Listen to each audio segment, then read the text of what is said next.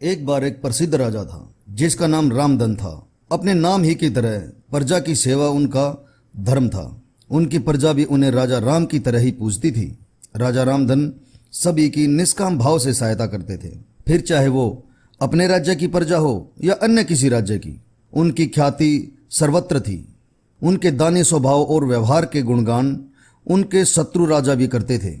उन राजाओं में एक राजा था भीम सिंह, जिसे राजा रामधन की इस ख्याति से ईर्ष्या थी।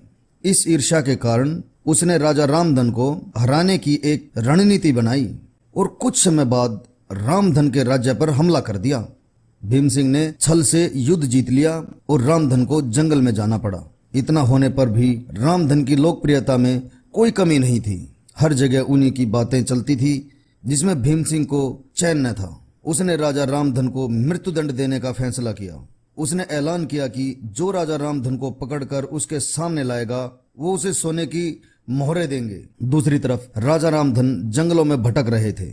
तब उन्हें एक राहगीर मिला और उसने कहा, भाई तुम इसी जंगल के लगते हो, क्या मुझे राजा रामधन के राज्य की तरफ का रास्ता बता सकते हो? राजा रामधन ने पूछा, तुम्हें क्या काम है राजा से? तभी राहगीर ने कहा, मेरे बेटे की तबीयत ठीक नहीं, उसके इलाज में सारा धन चला गया। सुना है राजा रामधन सभी की मदद करते हैं, सोचा उन्हीं के पास जाकर याचना करूंगा। यह सुनकर राजा रामधन राहगीर को अपने साथ लेकर भीम सिंह के पास पहुंचे। उन्हें देखकर दरबार में सभी अचंभित थे। राजा रामधन ने कहा, हे राजन, आपने मुझे खोजने वाले को सोने की असरपियां देने का वादा किया था। मेरे इस मित्र ने मुझे आपके सामने पेश किया है, अतः इसे वो सोने की असरपियां दे दी जाएं। यह सुनकर भीम सिंह को एहसास हुआ कि राजा रामधन सच में कितने महान और दानी हैं, और उसने अपनी गलती को स्वीकार किया। साथ राजा रामधन को उनका राज्य लौटा दिया और सदा उनके दिखाए रास्ते पर चलने का फैसला किया।